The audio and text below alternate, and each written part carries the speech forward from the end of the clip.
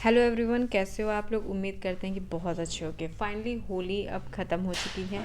आप लोगों ने होली में खूब एंजॉय किया होगा, हम लोगों ने भी बहुत एंजॉय किया है।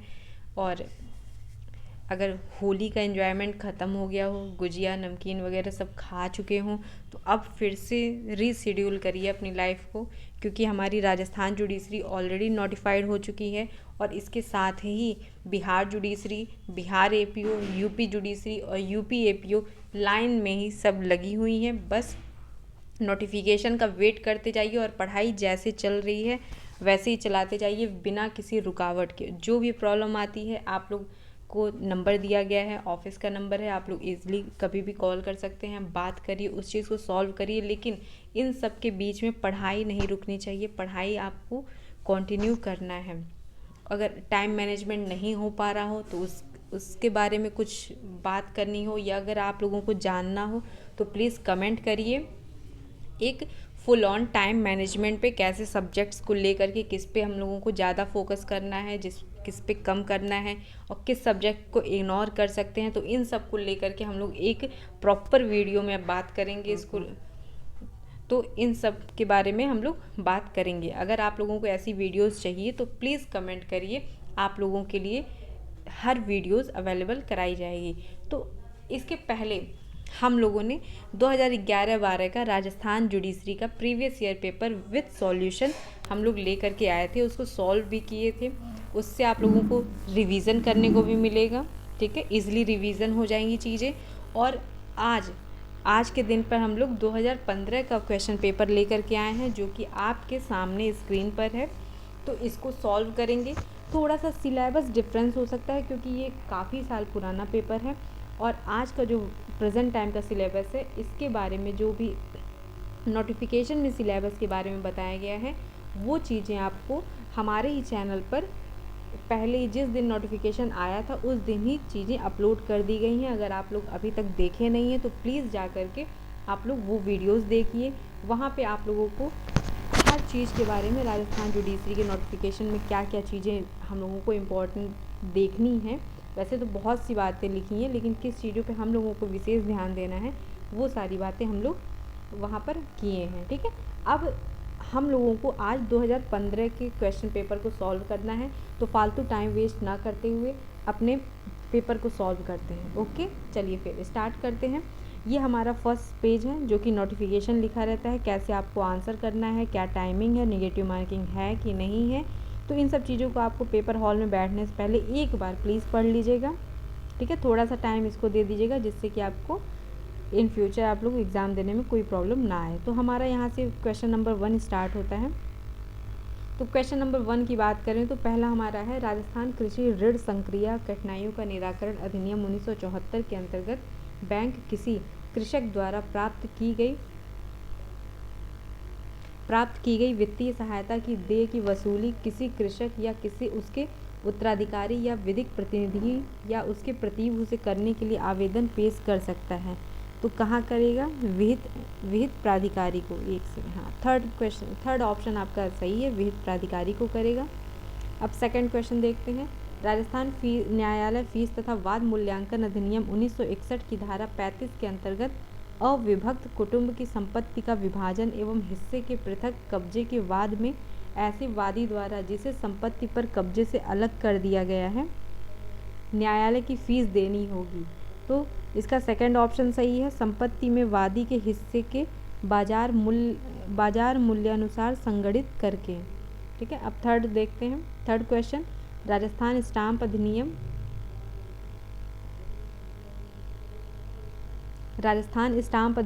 1998 के अंतर्गत निर्मुक्ति पत्र पर किसी प्रतिकूल करार के अभाव में उचित स्टाम्प की व्यवस्था करने का खर्च निम्न द्वारा वहन किया जाएगा।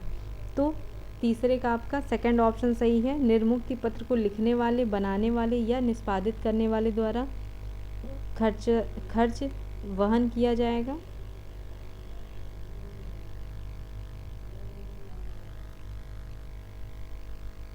अगला देखते हैं, फोर्थ क्वेश्चन देखेंगे।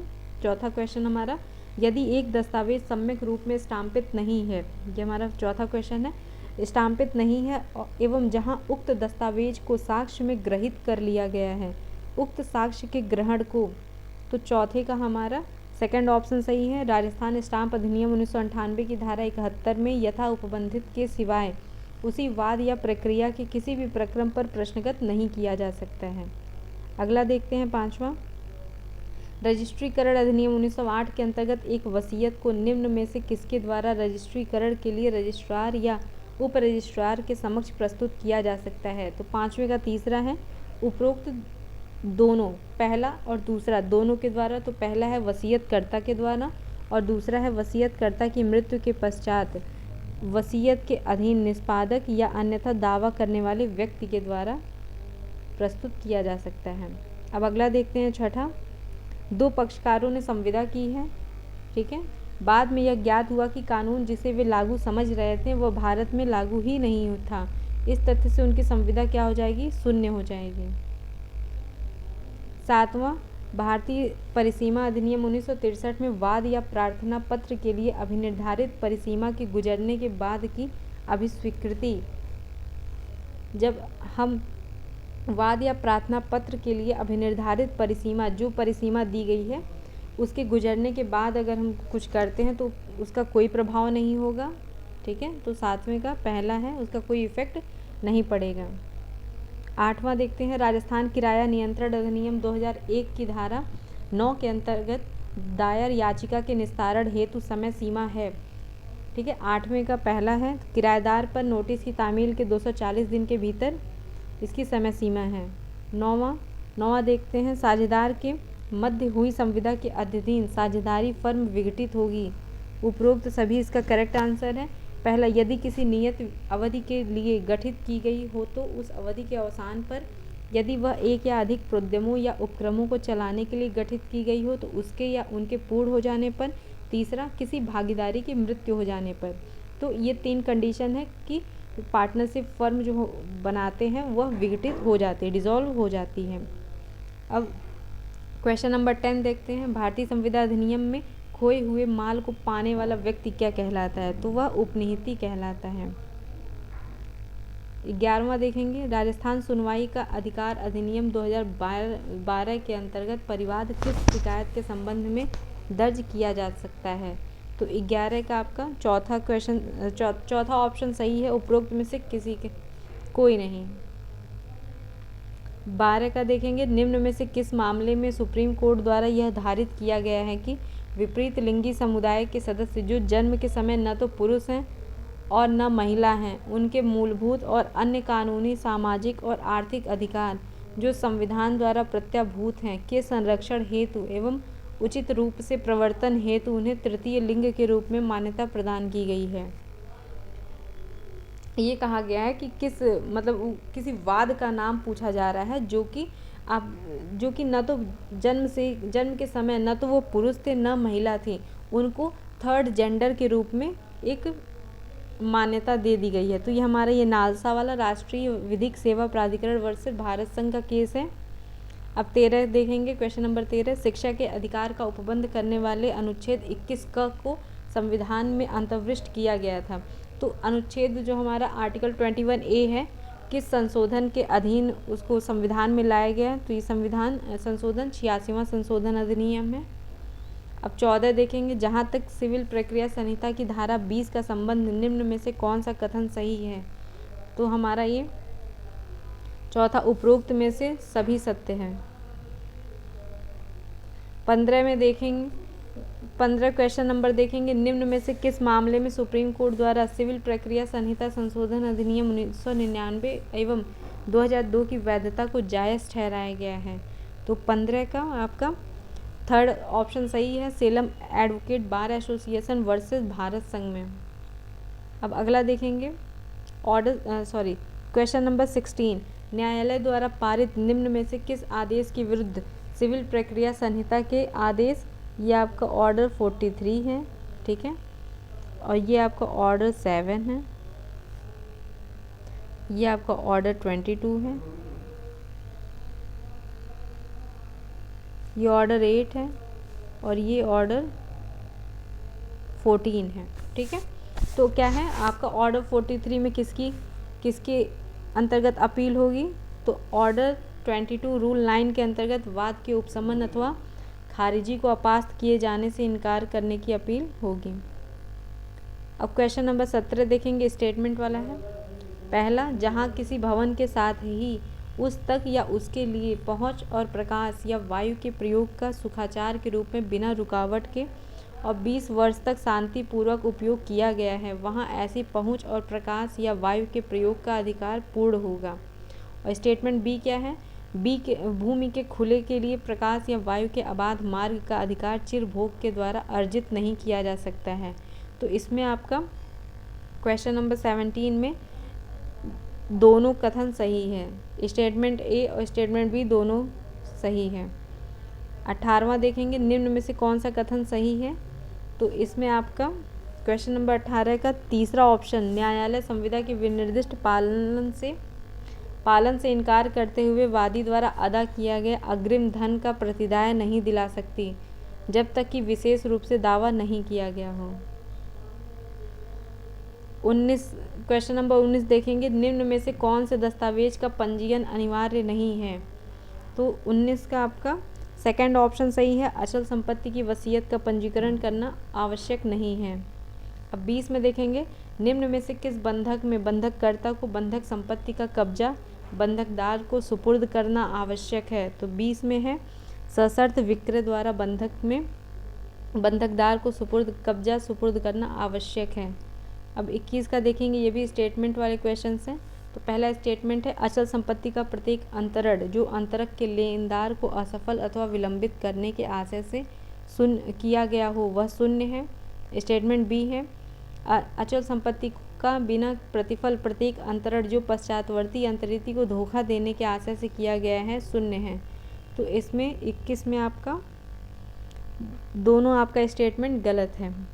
और 22 में देखेंगे, जहाँ तक माध्यस्थम और सुलह अधिनियम 1996 की धारा 9 का संबंध है, निम्न में से कौन सा कथन सही है?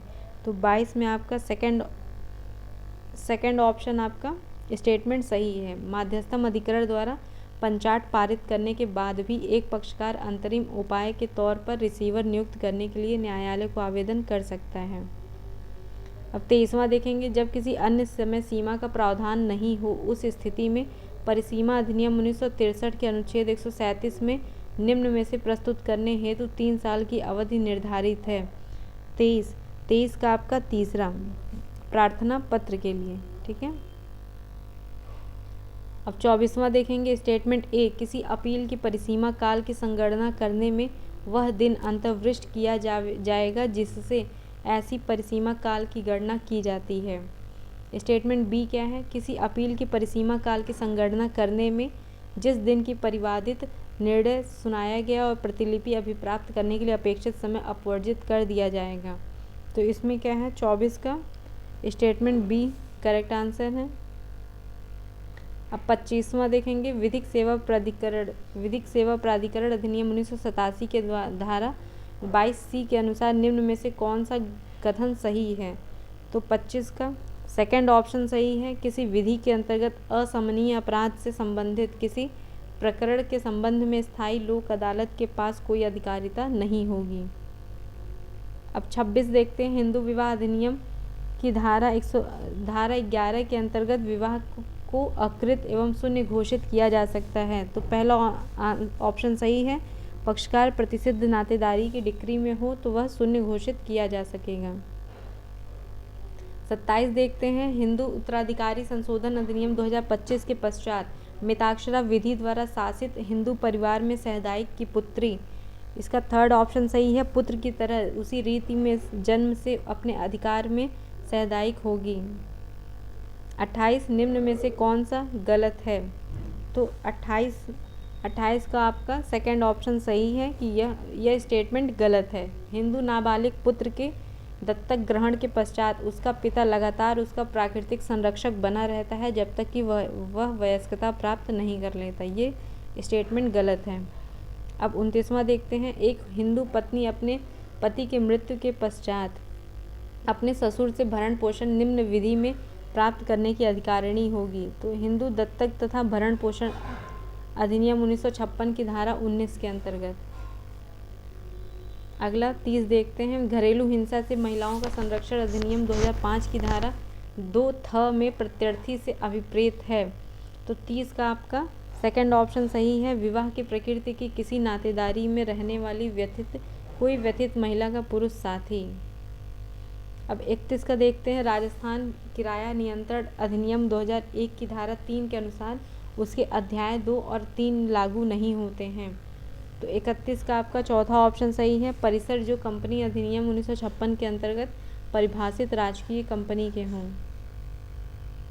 और 32 देखते हैं। जहाँ तक राजस्थान काश्तकारी अधिनियम 1955 की धारा 242 का संबंध है, निम्न में से कौन सा कथन सही नहीं है। तो 32 का आपका सेकंड ऑप्शन, दीवानी न्यायालय प्रेषित विवादक पर राजस्व न्यायालय द्वारा दिए गए निष्कर्ष को स्वीकार कर सकता है अथवा नहीं कर सकता है, ये स्टेटमेंट सही नहीं है। 33 देखते हैं। राजस्थान भू राजस्व अधिनियम 1956 की धारा 23 सपठित अनुसूची प्रथम के अंतर्गत निम्न में से कौन सा न्यायिक मामला नहीं है। तो इसमें 33 में आपका पहला अनाधिकृत कब्जे का नियमितीकरण, यह न्यायिक मामला नहीं है। अब 34 देखते हैं। सामान्य नियम दीवानी 1986 बनाया गया है। 34 का पहला, भारत के संविधान के अनुच्छेद 227 के अंतर्गत राजस्थान हाईकोर्ट द्वारा। अब 35 देखते हैं। निम्न में से कौन सा मुस्लिम विधि में दान का आवश्यक तत्व नहीं है। 35 का चौथा, दान का लिखित विलेख दान का आवश्यक तत्व नहीं है। 36, CRPC 1973 की धारा 82 व 83 के अनुसार निम्न में से कौन सा विधि का सही वक्तव्य है। तो 36 का आपका सेकंड ऑप्शन सही है। न्यायालय किसी व्यक्ति को धारा 82 के अंतर्गत उसे अपने सम्मुख प्रस्तुत करने हेतु लिखित उद्घोषणा को प्रकाशित होने के पश्चात उसकी संपत्ति की कुर्की का आदेश दे सकता है। 37 आपका, मजिस्ट्रेट द्वारा की गई निम्नलिखित में से कौन सी अनियमितताएं जिसके लिए वह विधि द्वारा सशक्त नहीं है, कार्यवाही को दूषित करती है। 37 का आपका थर्ड ऑप्शन सही है। CRPC की धारा 190 की उपधारा 1 के खंड ग के अधीन किसी अपराध का प्रसंज्ञान करना। अब 38 देखेंगे। मजिस्ट्रेट द्वारा की गई निम्नलिखित में से कौन सी अनियमितताएं जिसके लिए वह विधि द्वारा सशक्त नहीं है, कार्यवाही को दूषित नहीं करती है। तो ये आपका सेकंड ऑप्शन सही है। CRPC की धारा 190 के उपधारा 1 के खंड क और ख के अधीन किसी अपराध का प्रसंज्ञान लेना। 39 देखेंगे। निम्न में से कौन सा अपराध संज्ञेय, गैर जमानती और असमनीय है। तीनों है। ये आपका सेकंड ऑप्शन है। IPC की धारा 307 के अंतर्गत दंडनीय हत्या करने का प्रयत्न करना, ये संज्ञेय और गैर जमानती और असमनीय है। 40 देखेंगे। IPC का निम्न में से कौन सा प्रावधान आपराधिक मानववध की परिभाषा में आता है। धारा 299। 41, अभियुक्त का बयान शपथ पर लिया जा सकता है। 41वां देखेंगे। सेकंड है आपका CRPC की धारा 315 के अंतर्गत। 42 देखेंगे। निम्न में से कौन सा वक्तव्य विधि अनुसार सही है। तो 42 का ये चौथा ऑप्शन आपका, उपयुक्त सभी। पहला, सह अपराधी अभियुक्त व्यक्ति के विरुद्ध सक्षम साक्षी होगा। किसी साक्षी की प्रतिपरीक्षा में सूचक प्रश्न पूछा जा सकता है।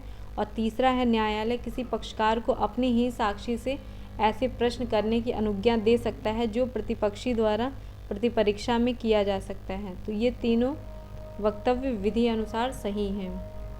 अगला देखेंगे 43, भारतीय साक्ष्य अधिनियम की धारा 101 के अंतर्गत सबूत का भार कभी परिवर्तित नहीं हो सकता। सेकंड ऑप्शन आपका। अगला देखेंगे 44 आपका, CRPC की धारा 145 के अंतर्गत कार्यपालक मजिस्ट्रेट द्वारा कार्यवाही निम्न में से किसकी रिपोर्ट पर प्रारंभ की जाती है। तो आपका सेकंड ऑप्शन, पुलिस अधिकारी की रिपोर्ट पर प्रारंभ की जाती है। 45 देखेंगे। निम्न में से किस न्यायिक निर्णय में सर्वोच्च न्यायालय ने यह निर्धारित किया कि केवल ऐसी न्यायालय जिनकी प्रादेशिक सीमाओं में भुगतान करने वाला बैंक स्थित है को ही परक्राम्य लिखित अधिनियम 1881 की धारा 138 के अंतर्गत चेक अनादरण के आपराधिक मामलों की अन्वीक्षा का क्षेत्राधिकार है। तो 45 का आपका सेकंड ऑप्शन, दशरथ रूप सिंह राठौड़ वर्सेस महाराष्ट्र राज्य करेक्ट आंसर है। अगला देखेंगे 46, परक्राम में लिखित अधिनियम 1881 की धारा 138 एवं 142 के संदर्भ में निम्न में से विधि का कौन सा कथन सही है? तो 46 का आपका चौथा उपरोक्त सभी, ठीक है। पहला है, एक चेक को उसके लिखे जाने के दिनांक से 6 महीने के भीतर या उसकी वैधता की समयावधि में इनमें से जो भी पूर्व में हो भुगतान हेतु प्रस्तुत करना होता है। सेकंड है, चेक के बैंक से बिना भुगतान के वापस प्राप्त होने की सूचना मिलने के 30 दिन के भीतर चेक लिखने वाले को उसके भुगतान किए जाने की मांग की जानी चाहिए। और तीसरा है, ऐसे चेक लिखने वाले द्वारा नोटिस प्राप्ति के 15 दिवस के भीतर भुगतान न करने पर पाने वाला अथवा चेक को धारित करने वाले को 1 माह की समयावधि में परिवाद को प्रस्तुत करना होता है। तो तीनों ऑप्शन सही हैं। अगला देखेंगे 47, नेगोशिएबल इंस्ट्रूमेंट एक्ट 1881 के अंतर्गत परिवाद प्रस्तुत करने में हुई देरी क्षम्य की जा सकती है। तो आपका 47 का थर्ड ऑप्शन सही है। नेगोशिएबल इंस्ट्रूमेंट एक्ट 1881 की सेक्शन 142 में आपको क्षम्य किया जा सकता है। अब 48वां देखेंगे, निम्न में से किस न्यायिक निर्णय में सर्वोच्च न्यायालय ने आईटी एक्ट 2000 की धारा 66A को विखंडित कर दिया है? तो 48 का आपका पहला ऑप्शन सही है, श्रेया सिंघल वर्सेस भारत संघ AIR 2015 SC 1523, ठीक है। अब 49वां देखेंगे, लैंगिक अपराधों से बालकों का संरक्षण अधिनियम 2012 की धारा 25 के अनुसार CRPC की धारा 164 के अंतर्गत मजिस्ट्रेट द्वारा दर्ज किए जाने वाला बालक का कथन। तो 49 का सेकंड ऑप्शन, अभियुक्त के अधिवक्ता की उपस्थिति में दर्ज नहीं किया जाएगा। 50वां देखेंगे, निम्न में से कौन सा कर्तव्य परीक्षा अधिकारी का नहीं है? तो चौथा ऑप्शन करेक्ट है, परीक्षाधीनों के रहने व खाने की व्यवस्था करना, ये परीक्षा अधिकारी का कर्तव्य नहीं है। तो हमारा ये 1 से लेकर के 50 तक का क्वेश्चन हम लोगों ने सॉल्व किया है। आगे 51 से लेकर के 100 तक के क्वेश्चन को हम लोग पार्ट 2 में लेकर के आएंगे, जिससे आप लोग को थोड़ा सा इंटरेस्ट बना रहे। कम टाइम की वीडियोज़ रहेगी, आप लोगों के लिए हेल्पफुल रहेगा, ठीक है। आप लोग बस पढ़ते रहिए, हम लोग आपके साथ हैं। कोई भी प्रॉब्लम होती है, आप लोग कॉन्टैक्ट नंबर दिया गया है, कॉल करिए, कमेंट करिए, व्हाट्सएप पे मैसेज कर सकते हैं, ठीक है। तो लेकिन आप पढ़ाई करते रहिए। चलिए ठीक है, ओके। नेक्स्ट वीडियो में मिलते हैं। Okay, take care.